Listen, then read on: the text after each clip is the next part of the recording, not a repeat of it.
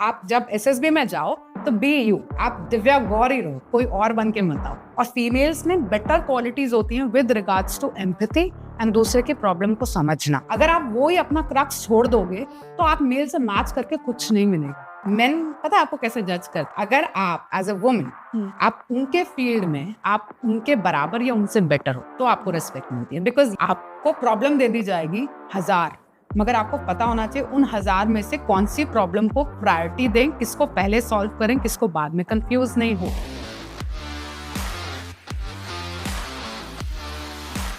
जैसे एनडीए में होता है कि आप आफ्टर 12th कर सकते हो और सीडीएस आपको ग्रेजुएशन चाहिए होता है।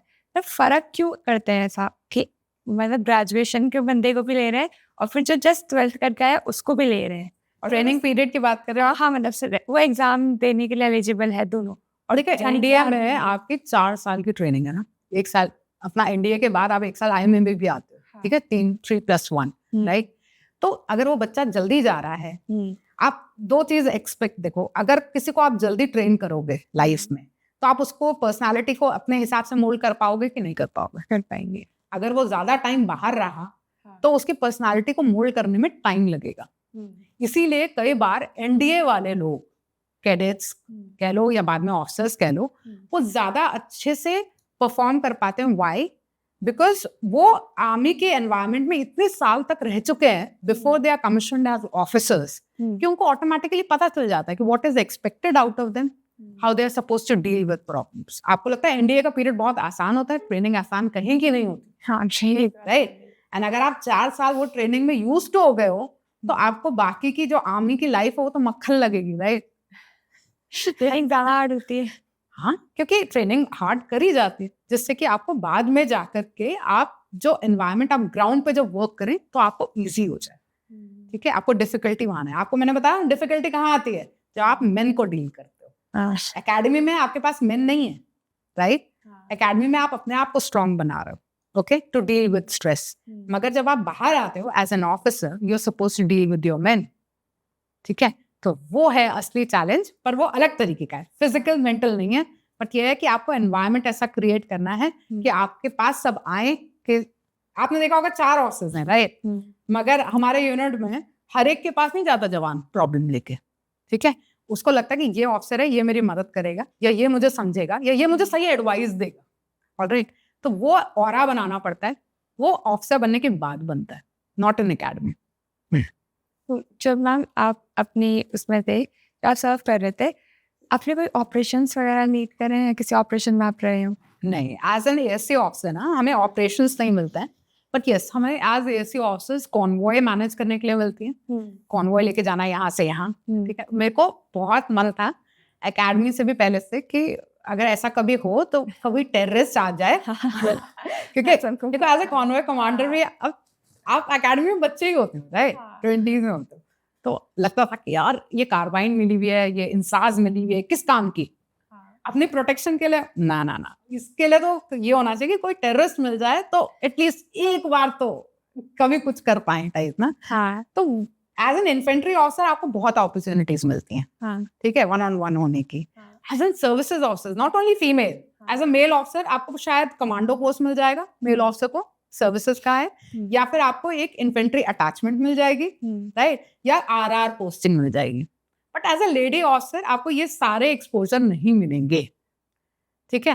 तो ये तो आपका शेयर लक है कि आपकी कॉन्वॉय पे किसी ने अटैक किया और आपने उस टेररिस्ट को मारा with the help of the main. और जरूरी नहीं है कि आप ही के हथियार से मारा जाए, मगर आपकी ड्रिल, कॉन्वॉय का मूवमेंट एक ड्रिल है बेसिकली, ठीक है। वो ड्रिल इस तरीके से होती है कि आपके कॉन्वॉय में सारे लोग प्रोटेक्टेड रहें, गाड़ियां सही से चलें, ठीक है। अगर कॉन्वॉय पे अटैक हो तो आपको क्या करना है, कौन कहाँ पोजीशन लेकर के, ठीक है, गाड़ियां कहाँ पे रुकनी है, बॉटलनेक है तो उसको फटाफट क्रॉस करना है, सच लाइक ड्रिल्स होती हैं जो सेट होती हैं।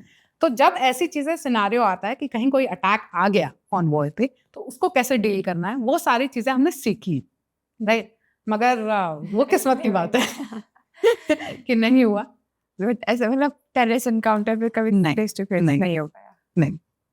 इनफैक्ट जब हम लद्दाख में थे तो एक इंस्टेंस हुआ था, आई थिंक कुरान फाड़ दी थी किसी ने, तो वहां पे कर्फ्यू वगैरह लग गया था, समथिंग लाइक दैट। तो हम लोग को आरओपी में भेजते थे, कि जाओ जाके चेक करो कि बात कोई बाहर चीज गड़बड़ ना हो, क्योंकि हमारा वो स्टेशन बहुत छोटा था, वो इन्फेंट्री यूनिट नहीं थी, एक हमारी एसी यूनिट थी और एक ट्रांजिट कैंप था, दैट इज ऑल। अब उसका सेफ्टी हमारी जिम्मेदारी थी। एंड वो कुरान पढ़ने के बाद जो इंसिडेंस था ये था कि ऐसा ना हो कि ये लोग आपस में एक दूसरे को मार काट दें, राइट, सिविलियंस। तो उसके लिए जब तक कि फोर्सेस बाहर से नहीं आती तो we were given a task कि भाई आरओपी लो, अपना बाहर निकलो और बुलेट प्रूफ वगैरह पहनो, मगर निकल के चेक करो कि कहीं कोई पंगा नहीं हो रहा है। तो वो भी ग्रुप में होता है ये काम ना, अकेले नहीं होता। तो वो ग्रुप में हम लोग रोड पे जाके आरओपी बैठ जाते थे कि भाई कुछ पंगा तो नहीं हो रहा है तो रिपोर्ट करेंगे, समथिंग लाइक दैट। आर्मी में अलग अलग फेजेस आते हैं, तो वैसे तो आपने बता दिया था, कोई इमोशनल बहुत मेमोरेबल? ओके, इमोशनल, हाँ। ओके। एक था जिसमें मैंने शायद अभी जोश टॉक्स में भी बताया था। My daughter was there on the Udhampur में मैं पोस्टेड थी, तो she was very small, around 2 years, ठीक है। एंड पीटी वगैरह सबके लिए होती थी, राइट, कंपलसरी। तो मुझे ये था कि डॉटर को 1-2 बार मैं घर पे छोड़ के गई हूँ, तो जब मैं वापस आती थी पीटी से, शी वाज ऑल रेड, क्योंकि वो उठ जाती थी, रोना धोना एंड ऑल दैट शुरू हो जाता था। देन आई थॉट कि यार इसको छोड़ के भी नहीं जा सकती, तो व्हाट डू आई डू। उस टाइम पे कोई था ही साथ में रहने वाला, तो आई टुक हर इन द जीप। तो जीप में वो बैठी होती थी एंड मैं वहाँ पीटी की रिपोर्ट चल रही, वो वहां से जोर से चिल्ला आवाज आती थी, मतलब पूरी यहाँ पे बटालियन खड़ी है, यहाँ रिपोर्टिंग हो रही है, मैं भी रिपोर्टिंग का ही पार्ट हूँ, एंड वहां से चीख रहा है बच्चा पीछे से। थोड़ा एम्बैरेसमेंट भी होता था, बट देन पीपल अंडरस्टूड कि यार ये तो होगा, just too bad. And convoys में भी जाना पड़ता था, तो बच्ची को मैं लेके जाती थी परमिशन के साथ, हाँ, क्योंकि बट उसको छोड़ा नहीं जा सकता था, क्योंकि हस्बैंड मेरे एनिमल ट्रांसपोर्ट में थे। वो 6 महीने उनका भी विंटर स्टॉकिंग चलती थी, तो वो भी आगे फॉरवर्ड पोस्ट में होते थे, वहाँ बच्चे रख नहीं सकते थे। तो as a distinguished officer I was allowed, तो कई बार मैं कॉन्वॉय में अपनी डॉटर को लेके गई हूँ। बट मैम वो रिस्क भी तो होता होगा। रिस्क तो लेना पड़ता है, बट जस्ट टू बैड। जैसे मुझे कभी कभी ये रियलाइज होता था, जैसे रानी लक्ष्मीबाई का केस है, राइट, वो लास्ट फाइट में अपने बच्चे को साथ लेके गई, राइट, बांध के लेके गई, छोड़ के नहीं लेके गई साथ, बिकॉज शी थॉट कि बच्चा उनके साथ ज्यादा सेफ है एज कंपेयर टू उसको अकेले छोड़, हाँ, राइट। सिमिलरली हमारे लिए भी ये रिस्क हमें लेना पड़ा, क्योंकि मुझे लगा अगर बच्चा मेरे आंखों के सामने है तो एटलीस्ट वो ज्यादा सेफ है as compare to alone with a maid, because third person के ऊपर आप 100% अपने बच्चे को नहीं छोड़ सकते, जिम्मेदारी आपकी है, आपका बच्चा। वो थे कई चैलेंजेस थे जहाँ पे मुझे लगा कि मुझे क्विट कर देना चाहिए for my children and all that, but then my family came as a savior, I will say. उन्होंने mother-in-law, कभी mother आकर के हमारे साथ रही हैं। जहाँ कोर्सेज आते थे बच्चे को नहीं ले जा सकते थे, हाँ, तो उन्होंने ध्यान रखा है बच्चों का। वे हमेशा सपोर्टिव रहे हैं। They were always supportive. It's basically vice versa. आपके कोई भी रिलेशंस ना लाइफ में वो तब वर्क करते हैं जहाँ आपने भी उन रिलेशंस में कितना इन्वेस्ट किया है। अगर मैं आपसे हमेशा अच्छी रही हूँ, आपके प्रॉब्लम्स में आपके साथ रही हूँ, तो दूसरा बंदा भी आपके साथ अच्छा ही रहता है।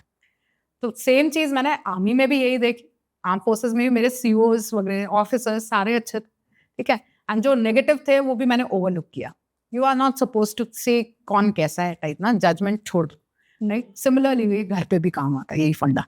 तो आर्मी में और आर्मी रिटायरमेंट के बाद क्या चेंजेस आए आपके लाइफ में? ओके, काफियों ने बोला कि आर्मी छोड़ने के बाद तो बड़ा मुश्किल होगा, आप तो इतने डिसिप्लिन में रहते हो, आप कैसे जियोगे, आप क्या करोगे, बोर हो जाओगे एंड ऑल दैट। सही बताओ मुझे पता ही नहीं चला। एक तो ट्रांजिशन पीरियड था जिसमें 6 months का मैंने एक कोर्स किया था, रीसेटलमेंट कोर्स बोलता है। तो वो 6 months के कोर्स में आप सिविलियन बन जाते हो एज सच, बिकॉज आप एक सिविल ऑर्गेनाइजेशन में वो कोर्स कर रहे हो। One is this. Second is, जब मैंने आर्म फोर्सेस को ड्रॉप किया तो मैं बिजी करा मैंने अपने आप को। इंसान सबसे ज्यादा नुकसान पता है कहाँ झेलता है? जहां वो अपने आप को ढंग से, ठीक है, बिजी नहीं रखता। ढंग से बिजी का मतलब फ्रूट ब्रेन कहते हैं ना, गेनफुली एम्प्लॉय करना। आपको अपने आप को करना पड़ता है, ठीक है। यहाँ आपका बॉस नहीं आएगा कि दिव्या ये काम कर दो या इसको ऐसे कर दो, नहीं। यहाँ आप अपने खुद के बॉस हो। आपको अपने आप को ऐसे यूज करना है आपके टाइम को जहां आपको खुशी भी मिले, आपकी रिस्पॉन्सिबिलिटी है आपके बच्चे, आप उनको देख भी पाओ, राइट। एंड आप आर्मी को इतना ज्यादा मिस भी नहीं। तो मैंने अपने घर को रेनोवेट कराया जहाँ मैं सेटल हुई, ठीक है। उस रेनोवेशन में कुछ टाइम स्पेंड हुआ। देन मैंने एक इंस्टीट्यूट में बच्चों को मैंने थोड़ा गाइड करना शुरू किया। देन फर्दर मैंने इंस्टाग्राम पे अपना अकाउंट बनाया and with in 1 year I got 40,000 followers अभी आए हैं। दैट इज बिकॉज मुझे वो इंटरेक्ट करने में मदद करके किसी की, ठीक है, वो बड़ा अच्छा लगता था। मतलब something like I could have also seen Netflix, prime and such like things for hours and hours, right. मगर मैंने चूज किया rather than spending time with ladies kitty parties, ठीक है, या हस्बैंड के यूनिट में चले जाओ एंड वो लेडीज के गैंग में आ जाओ, ठीक है, शॉपिंग करो। मैंने इसकी जगह अपनी स्टोरी खुद लिखी आफ्टर रिटायरमेंट। उस स्टोरी में सबसे मेन मकसद था कि पहले अपने बच्चों को देखना, राइट, जिसकी वजह से मुझे जॉब छोड़नी पड़ी। तो पहली प्रायोरिटी मैं वो निभाती हूँ। उसके बाद मैं अपनी हैप्पीनेस के क्वेश्चन पूरा फिलअप करती हूँ and I have a long term goal and for achieving that long term goal I have certain छोटे छोटे जगह होता है ना कि क्राइटेरिया, कि आज मुझे ये कर देना है, कल मुझे ये करना है, 1 week का ये क्राइटेरिया, ये करना पड़ता है क्योंकि आपको अपने ब्रेन को एंगेज रखना पड़ता है। ये चीज मैंने करी एंड इट वाज लाइक बहुत, मुझे अभी तक ऐसा रियलाइज ही नहीं हुआ कि मैं आर्म फोर्सेस छोड़ चुकी हूँ। अभी तक मतलब वही लाइफस्टाइल वही चल रहा है। बेसी हो रहा है। बिल्कुल। कोई ऐसी चीज है कि what NDA CDS doesn't teach you but वो आपके लिए इम्पोर्टेंट है? And can you repeat this question? कि one thing that training doesn't teach you but आपके लिए बहुत इम्पोर्टेंट होती है, कि आपको कुछ स्किल्स होती है जो आपको आनी चाहिए लेकिन आपको ट्रेनिंग के टाइम पे नहीं सिखाई जाती, सब कुछ होता है। वही जो ऑफिसर लाइक क्वालिटीज होता है वो इनबिल्ट होंगे, वो इनबिल्ट चाहिए। अगर आप टीम में अच्छा काम नहीं कर पाते हो, ठीक है, तो आप अकेले पड़ जाओगे, ठीक है, ना आप किसी की मदद कर पाओगे ना कोई आपकी मदद करेगा, राइट। इसी तरीके से आप एक ऑनेस्ट बंदे नहीं हो, ठीक है। अगर आप मेरे साथ यहाँ बैठे हो एंड मैंने आपका देख लिया कि अगर आप ऑनेस्ट नहीं हो तो would I like to interact with you further? नहीं। कुछ बेसिक क्वालिटीज होती हैं जो एक अच्छे इंसान में होना बहुत जरूरी है, ठीक है, जो कि एक्चुअली ऑफिसर लाइक क्वालिटी बोलते हैं, ठीक है, बट मुझे लगता है ये ऑफिसर लाइक क्वालिटी सिर्फ ऑफिसर्स के लिए नहीं है। It's for becoming a good human being and it's for becoming a good citizen of India. Don't you think so? आप बताओ। देखो, मैंने जितनी आपको सारे सोशल अडेप्टेबिलिटी हो गई, इनिशिएटिव हो गया, ठीक है, हेल्पिंग ईच अदर, ह्यूमैनिटी, ये सारी चीजें जो हैं वो एक नॉर्मल सिटीजन में होना मस्ट है, राइट। अगर हम सोचते हैं कि अपनी कंट्री की प्रोग्रेस होगी, वो कब होगी? जब सिटीजन्स अपने जो प्रोफेशनल काम कर रहे हैं उसको 100% करें। If he is a doctor, he should devote everything to his profession, ठीक है। ईमानदारी, इंटीग्रिटी अपने प्रोफेशन के साथ कर लो तो ऑटोमेटिकली कंट्री अच्छा करे, हर कोई के लिए, राइट। सिमिलरली आर्म फोर्सेस के लिए भी है। आर्म फोर्सेस में हमने ज्वाइन किया है for your motherland, right. Integrity के साथ सर्व करें जितना भी पीरियड हो आपका, then you are doing your best. अगर जिसमें इंटीग्रिटी नहीं हुई, ऑनेस्टी नहीं हुई, मुझे नहीं लगता कि फिर then that person is fit for anything. Arm forces छोड़िए, आपको कोई डॉक्टर, एडवोकेट कोई ऐसा मिलता है जो करप्ट है, राइट, अपने प्रोफेशन से दगा कर रहा है, तो वो तो सब अवॉइड करेंगे ऐसे बंदे को, राइट। वही चीज यहाँ पे भी है। आपकी फर्स्ट पोस्टिंग आपने बताया बेस्ट वही थी, उसके अलावा कहाँ पोस्टिंग हुई थी और बेस्ट कौन सी थी? Okay, best, alright. ओके, मेरी पोस्टिंग्स वैसे काफी ज्यादातर अपना जे.एन.के एरिया में आई है, राइट, एंड असम एरिया में आई है। पंजाब, असम एंड जे.एन.के, इसी एरिया में तीनों में ड्रॉप मारते रहते हैं हमारा विद फैमिली, ऑलराइट। जे.एन.के में जैसे मैंने बताया अपना बुदखरबू, लद्दाख एरिया, राइट। फिर उसके बाद उधमपुर भी रही हूँ मैं, फिर उसके बाद Mohanbari, Misamari, these are Assam post, right. Kalimpong था, then we were posted in Firozpur, which is a border, Punjab border, right. Then we were posted in Jalandhar also, that was a supply depot. तो अलग अलग areas में रही हूँ, but जहाँ तक मुझे लगता है Kalimpong was the best posting, where I was given a responsible position, and वो होती थी OC Charlie company. Charlie company is something like a company which looks after supplies of the area. Area means full, पूरा का पूरा आपको जितनी units हैं, सिर्फ इस स्टेशन की नहीं, अलग अलग कुछ यूनिट्स हैं आपकी सुपर हाई एल्टीट्यूड, कुछ यूनिट्स हैं हाई एल्टीट्यूड में, कुछ पीस में, कुछ नीचे हैं, तो वो पूरे के पूरे एरिया की सप्लाईज आपको मैनेज करनी है, डील करनी है, कैलकुलेट करनी है, पेमेंट करने हैं करोड़ों, ठीक है। कहाँ राशन पहुंचा, कहाँ नहीं पहुंचा, सब्जी क्यों नहीं पहुंची, कौन सा रास्ता कट ऑफ हो गया, हेलीकॉप्टर से कैसे जाएगा सामान, बहुत सारी चीजें। तो वो सारी रिस्पॉन्सिबिलिटी की जो पोजीशन थी वो ज्यादातर एक मेल ऑफिसर को दी जाती थी अभी तक। पहली बार इस यूनिट में उन्होंने एक लेडी ऑफिसर, मतलब मुझे इंटरेस्ट किया as a senior major, I was there as a senior major, तो उन्होंने मेरे को दिया कि ये चार्ली कंपनी आप रन करेंगे, ठीक है। वो मेरे लिए चैलेंज था, राइट, प्रोफेशनल चैलेंज। मगर उसमें क्या होता है, आप घंटों घंटों डॉक्यूमेंटेशन करते हो। सप्लाई ऐसी चीज है, देना सामान आसान है, मगर लिखा पढ़ी डॉक्यूमेंटेशन उससे डबल एफर्ट्स वाली चीज है, राइट। और जब ये डबल एफर्ट्स होते हैं, आपके जवान करते हैं, आपको उसको क्रॉस चेक करना है, राइट। इतने घंटे हो जाते थे कि कई बार रात में 11 बजे तक आप ऑफिस में बैठे हैं क्योंकि पेमेंट्स क्लोज करनी, टाइम बाउंड चीजें होती थी, ठीक है। मगर वही चीज आपको रिस्पेक्ट भी लाती है। बाकी ऑफिसर्स चाहे जल्दी चले गए घर, राइट, आपको काम खत्म करना है, टाइम बाउंड है, जब तक आगे से सामान नहीं आएगा, ठीक है, तब तक आप उनको पेमेंट नहीं कर सकते। बहुत सारी चीजें हैं, किसी को वार्निंग लेटर देना है, किसी को कुछ करना है।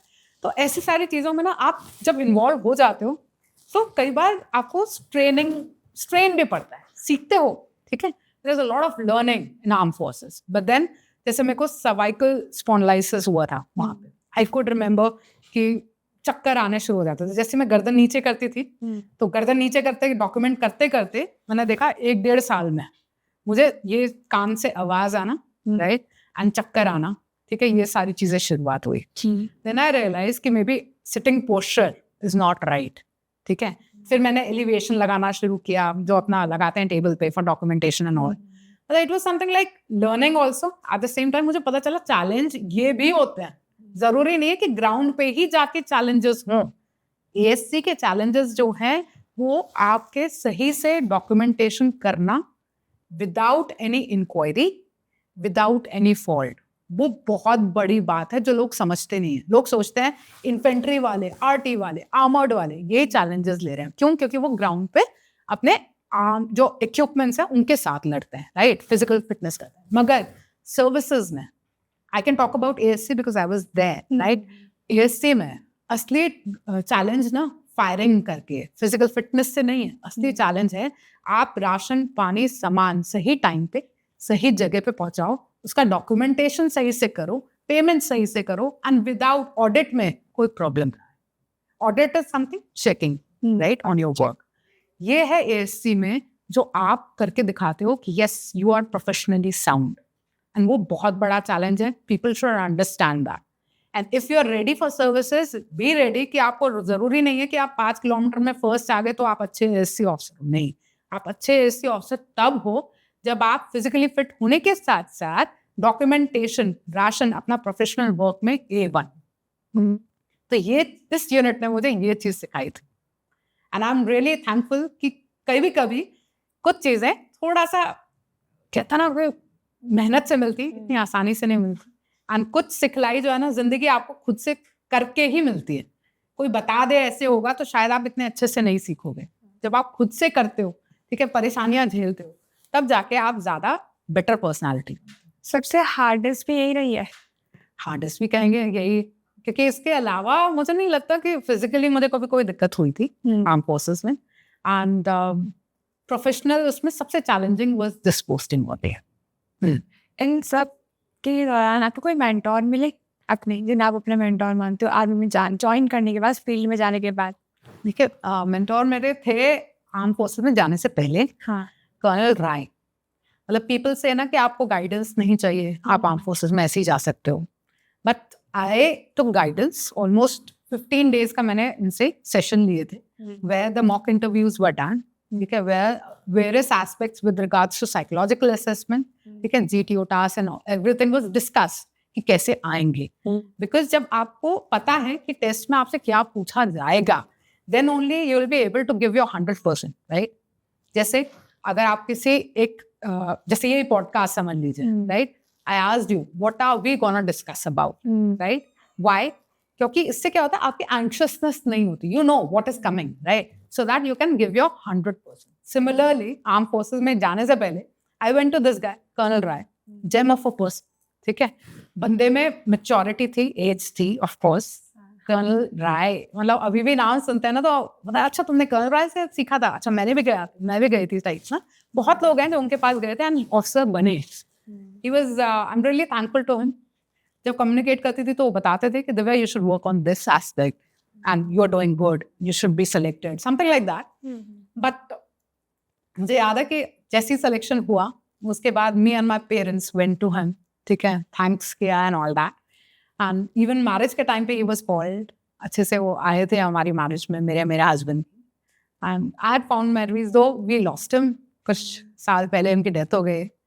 But then he was something कि कोई बच्चा परेशानी में है, फाइनेंशियल प्रॉब्लम है, बच्चे गाइडेंस के लिए आपके पास आते हैं, तो right, how to choose a right mentor?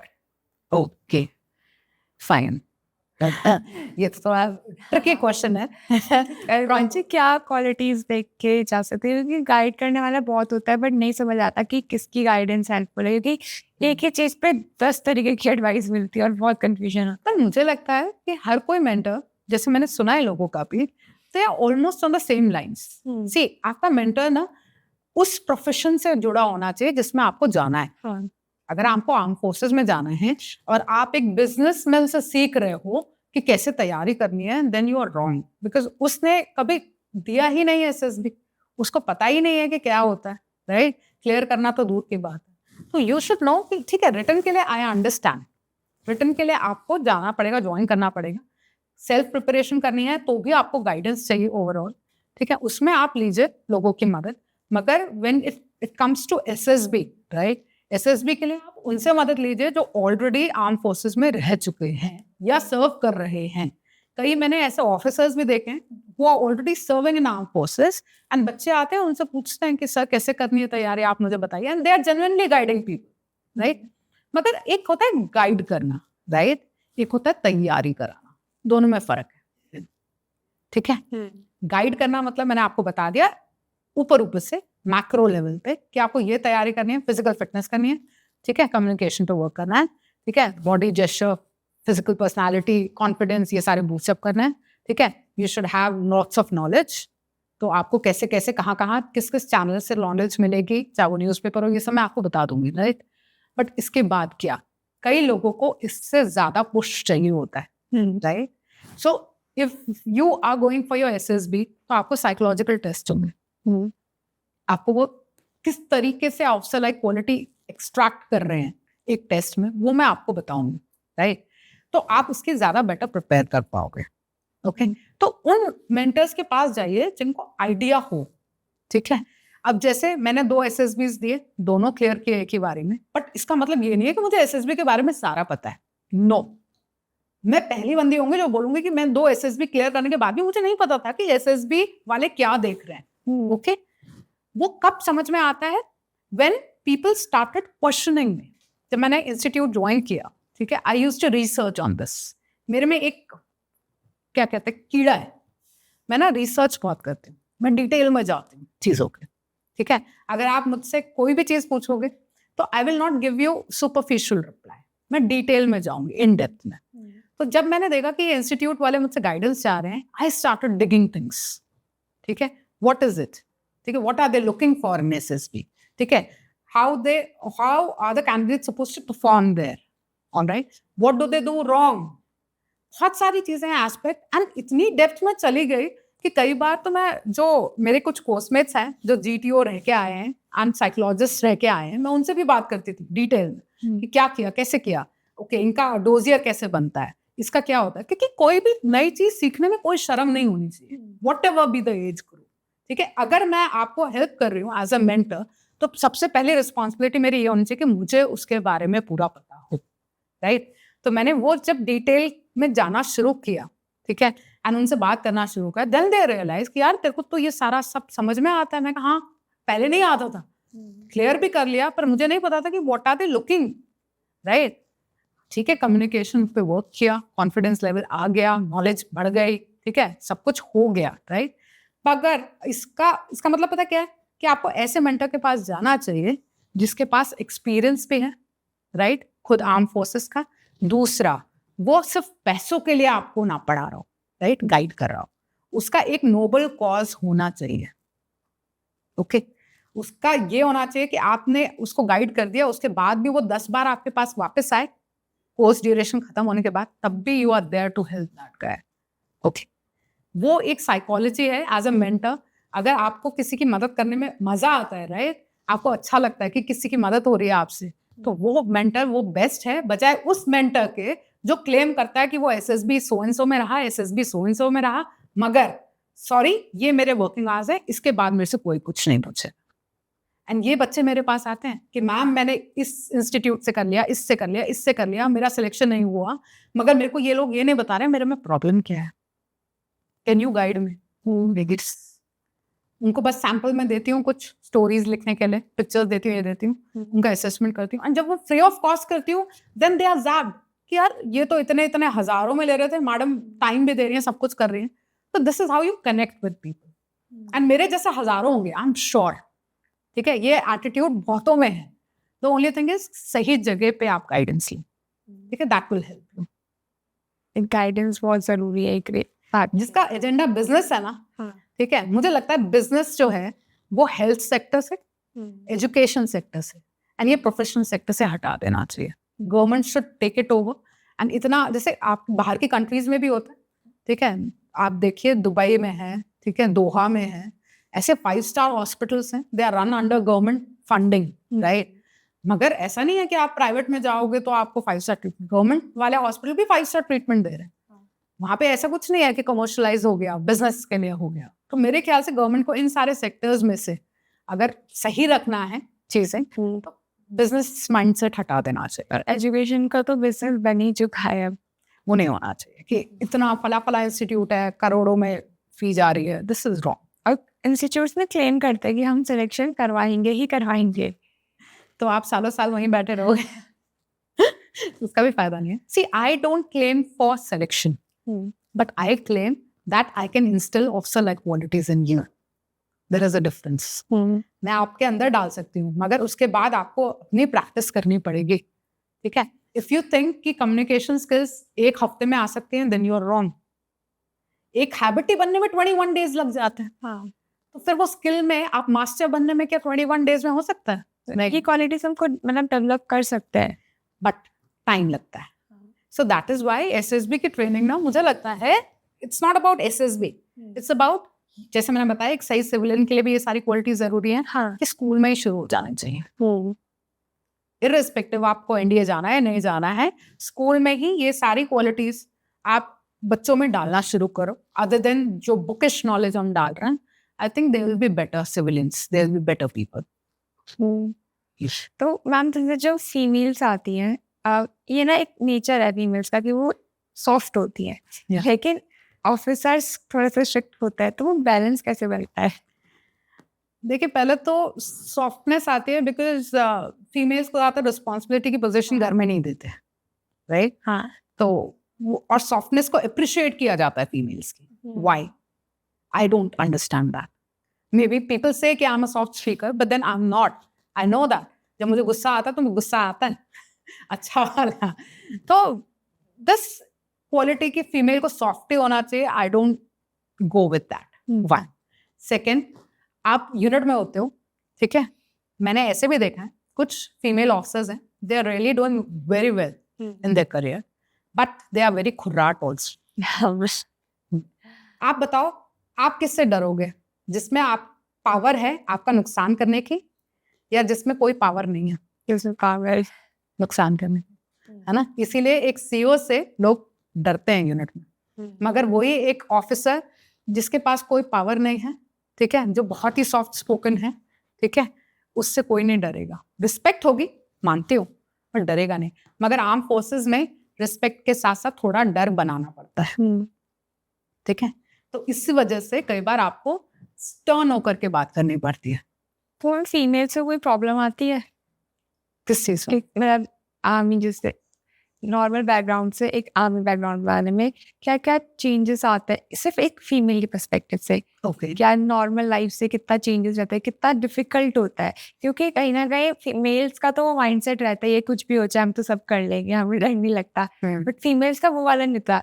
तो क्या प्रॉब्लम्स आती है? फीमेल्स की प्रॉब्लम ना, देखिए एक तो वो चूज करके गई हैं आर्म फोर्सेस, हाँ राइट, आप ये मानते हो? हाँ। तो चूज करके गई हैं, देन दे आर रेडी कि वो अकेले झेल लेंगी, हाँ राइट। उनको प्रॉब्लम आती है आफ्टर देयर मैरिज, जहाँ एडम रिक्वायरमेंट शुरू हो जाती हैं, जहाँ वो बोलते हैं कि यार मेरे को मेरे हस्बैंड के साथ पोस्ट करो, ठीक है। आई am not saying it is wrong, पर मैं कहती हूँ प्रॉब्लम कहाँ आती है फीमेल्स को, नहीं होता तो उनको एडमिनिस्ट्रेटिव इश्यूज आते हैं, कई बार डिवोर्स हो जाते हैं लोगों के इतना सेपरेट रहने की वजह से, ठीक है। फिर सेकेंड बैच ऑफ प्रॉब्लम्स आती है व्हेन दे हैव किड्स, ठीक है। मैटर्निटी लीव लागू है, मानती हूँ, पर यूनिट आपकी सफर करेगी जब आप मैटर्निटी लीव लोगे। तो एक लेडी के अंदर क्या भाव आता है कि मेरी वजह से मेरे यूनिट ने सफर किया, राइट। मैटर्निटी लीव पे एक ऑफिसर की कमी रही, फिर भी पूरी यूनिट का काम चला, तो जब मैं वापस ज्वाइन करूंगी तो मुझे क्या करना है, डबल काम। एक ये बर्डन आ जाता है अंदर से, और फिर एंड वो डबल काम होता है। तो आपका तो बच्चा अभी पैदा ही हुआ है, राइट, हाँ। छोटा है, आपको वहां पे भी बुलाया जाता है कि अब बच्चे का ख्याल नहीं रख रहे हो, ऑटोमेटिकली एक गिल्ट फैक्टर बिल्ड इन आना शुरू हो जाता है, जो मेरे साथ भी हुआ था। मैं यूनिट को टाइम दूं कि घर पे दूं, आप अपने आप को भूल जाते हो, फिर आप या तो यूनिट के रहते हो या घर के रहते हो, बच्चों के बस इन्हें में घूमते रहते हो। तो यहाँ पे लेडीज को दिक्कत आती है। चैलेंजेस मुझे नहीं लगता एज अ सिंगल लेडी हमें कोई भी दिक्कत आई थी, रात भर आप बाहर रखो क्योंकि काम कराते हो, सपोर्ट करती है, बट जब आपके पास रिस्पॉन्सिबिलिटीज आ जाती है तब दिक्कत आती है एक्चुअली। लास्ट क्वेश्चन है कि आप मेल कैंडिडेट्स को क्या एडवाइस देना चाहोगे जिन्हें एक फीमेल लीड करेगी? जिन्हें फीमेल लीड करेगी, ओके। देखिए वो एडवाइस तो मैं पेरेंट्स को ज्यादा देना चाहूंगी, हाँ ठीक है।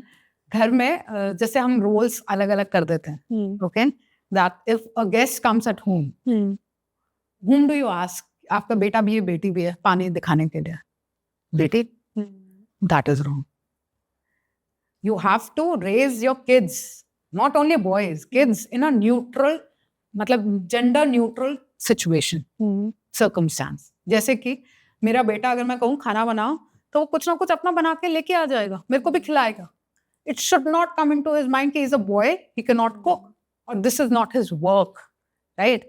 इसी हिसाब से उसको यूज टू होना पड़ेगा फीमेल ऑर्डर्स लेने के लिए भी. अभी तक जेंट्स जो हैं वो ज्यादातर अपनी मदर से ही ऑर्डर्स लेते हैं, राइट, घर पे मम्मी ने ये कह दिया तो करना है. हाँ. उसके अलावा उनके एज ग्रुप के कोई बच्चे, कोई गर्ल जो होगी, अगर वो उनको बोलेगी वो नहीं सुनते. वो यूज टू करना है अपने आप को धीरे धीरे, बिकॉज अब जो आर्म फोर्सेस हैं वो जेंडर न्यूट्रल है. ओके, आपकी वुमेन ऑफिसर्स को कमांड भी कर रही हैं आगे जाकर के. एंड मैं ये नहीं कहती कि आप उनको तंग कर रहे हो, आपको ऑर्गेनाइजेशन के लिए सोचना है, राइट. आपको ऑर्गेनाइजेशन बेस्ट परफॉर्म कैसे करे उसके बारे में सोचना है, right. And as a man, as a woman, हमें फिर ये नहीं सोचना कि हम वुमेन है इसीलिए, नहीं, हमें ये सोचना है कि हमारी ऑर्गेनाइजेशन बेटर कैसे परफॉर्म करेगी जब मेन वुमेन साथ में एक अच्छे से वर्क कर पाए, एक अच्छा एनवायरनमेंट क्रिएट कर पाए. तो अगर वो एजेंडा पहले होगा, कंट्री पहले, ऑर्गेनाइजेशन पहले, मैं बाद में, तो ऑटोमेटिकली ये सारी चीजें थॉट प्रोसेस में आएगी ही नहीं कि मुझे कोई लेडी ऑफिसर कमांड कर रही है या मैं किसी फीमेल को ऑर्डर मानूं. ठीक है, ये साइकोलॉजी घर से बिल्डअप करो कि भाई काम या फिर कोई चीज एजेंडा या एम ज्यादा जरूरी है एज कंपेयर टू हमारी पसंद नापसंद. ये तो बचपन से ही होता है, अपब्रिंगिंग की बात है. हम कुछ कैंडिडेट्स ना ऐसे होता है कि बहुत डेडिकेशन के साथ आता है बट अनफॉर्चुनेटली सिलेक्शन नहीं हो पाता है. उसके बाद वाला जो फेज होता है उसको कैसे वो टैकल करें? सी, देखिए, आप आर्म फोर्सेस ज्वाइन कर रहे हो बिकॉज आपको अपनी मदरलैंड को सर्व करना है, हाँ, right.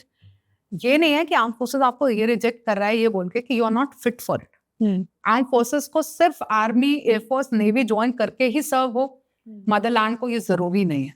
Okay, there are ways and means. As I said, आप जिस प्रोफेशन में हो आप उसमें 100% इंटीग्रिटी से वर्क करो. That means you are serving your nation only, right. ठीक है, आप वो डॉक्टर हो जो ऑपरेशन थिएटर में पेशेंट पड़ा है आपका, and if you are not doing your work with integrity, आप उसको मार दो. हो सकता है वो बहुत इंपॉर्टेंट पर्सन हो फॉर द सिटी, कंट्री के लिए, राइट. एंड सिमिलरली आप टेररिस्ट को मारने जा रहे हो, आप नहीं मार पाए बिकॉज आपको आपका rifle control and such like things नहीं आती, और वहां फेलियर. ओके, तो आप जिस पोजीशन में हो, पहली बात तो वो चीज एक्सेप्ट करो. Acceptance is very important. Okay, कई बार डेस्टिनी भी रोल प्ले करती है. सो आई जनरली से never give up. Okay, never give up in the sense कि आप अपने आप से हार मत मानिए. आप अपनी जब तक हो सके कोशिश करते रहिए, मगर जहां आपकी कोशिशें खत्म हो जाएं, ओके, जैसे आर्म फोर्सेस में जाने की एक एज लिमिट होती है, आपकी एज लिमिट निकल गई, please don't get morose, right? There are other ways to serve nation, you can do that. अब जैसे अगर मैंने खुद 20 इयर्स के बाद रिटायरमेंट लिया है, तो इसका मतलब ये नहीं है कि मैं सर्विस नहीं कर सकती, मैं किसी की मदद नहीं कर सकती, मैं अपने नेशन के लिए जीरो हो गई. नो, आई हैव स्टिल, मतलब मैंने रास्ते ढूंढे हैं अपने लिए जहां मैं रिस्पेक्ट भी ले पा रही हूँ, लोगों की मदद करके मुझे खुशी भी मिल पा रही. So I think they should understand this. बहुत जब अपने लिए कोई गोल होता है ना, वो बहुत छोटा होता है, ओके, अचीव करना. जैसे मैंने भी गलती पता है कहाँ करी. मैंने सोचा कि मैं ऑफिसर बनना चाहती हूँ, मेरे लिए वही गोल था, ठीक है, और मैं बन गई. उसके बाद मुझे लगा यार बस इतना ही गोल था मेरा, उसके बाद क्या, उसके बाद सोचा ही नहीं. काफी सालों तक ऐसे ही चला. Okay, so never keep your goals small, I would say. इतने बड़े रखो एंड अपने से सेंट्रिक मत रखो, सोसाइटी से सेंट्रिक रखो. I will do something big for the people, okay, I will help out people, ठीक है. This should be your goal. In that journey आप ऑफिसर बन रहे हो, आप डॉक्टर बन रहे हो, आप इंजीनियर बन रहे हो, वो बनिए, काम करिए, मगर उसके बाद में एजेंडा ये होना चाहिए, या तो आप अपनी कंट्री के लिए कुछ अच्छा कर रहे हो, ठीक है, या आप अपने रिलीजन के लिए कुछ अच्छा कर रहे हो, या आप अपने लोगों के लिए कुछ अच्छा कर रहे हो.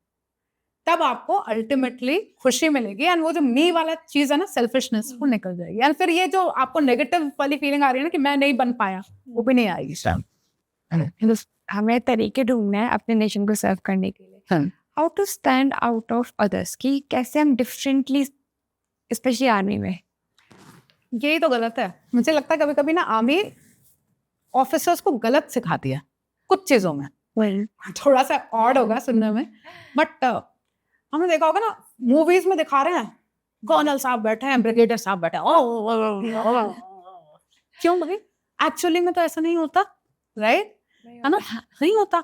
एंड जो करता है वो ब्रिटिश नॉर्म से आ रहा है, इसीलिए कर रहा है. जरूरी नहीं है. मैंने अपने सीओज में देखा है, ठीक है, I will not name them, but they were literally ऐसे fatherly figures. You don't have to be loud, ठीक है, you don't have to be मतलब यूनिक एंड डिफरेंट. वो जो करते हैं ना, वो ड्रामा करते हैं, मुझे वो बिल्कुल समझ नहीं आता.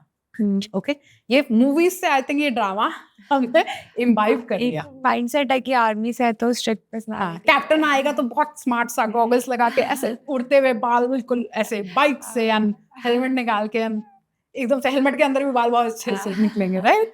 तो ये हमने फसाड क्रिएट किया है, ठीक है, जिससे कि हम आर्म फोर्सेस को प्यार, मतलब अट्रैक्ट करें लोगों को आर्म फोर्सेस में आने के लिए. आर्म फोर्सेस को आने के लिए ना ये चीजें अट्रैक्शन नहीं होनी चाहिए कि यूनिफॉर्म बहुत स्मार्ट लग रही है या ये बहुत हैंडसम लग रहा है. This should not be the criteria for joining arm forces. Criteria यही होना चाहिए कि मुझे अपनी मदरलैंड को सर्व करना है, मुझे अपने नेशन को सर्व करना है. अगर ये आपका मुद्दा हुआ या आपका एजेंडा हुआ तब तो ठीक है, मगर ये एजेंडा हुआ कि भैया वो और वो ये सब, तो देन आई थिंक वो गलत हो. Thank you so much ma'am. बहुत सारी चीजें सीखने को मिली. आई होप ये बाकी आपके स्टूडेंट्स के लिए भी हेल्पफुल हो. Thank you so much. Most welcome. Most welcome. Bye bye. Thank you.